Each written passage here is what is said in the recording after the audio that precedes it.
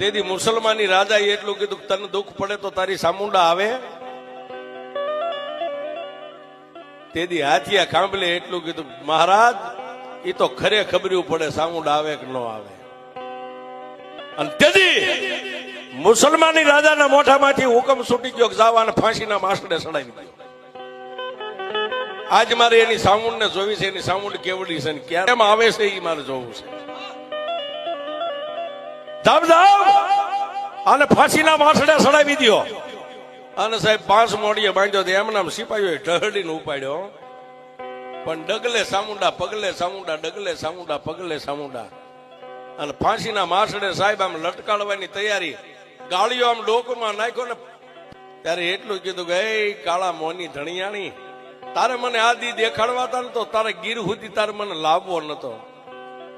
કાં તો મારા બાપ હીરિયા કાંભલ્યાની કમાણી ખૂટી ગઈ અને કાં તો સામુંડા આજ તો પગે પાંગળી બની ગઈ હોય.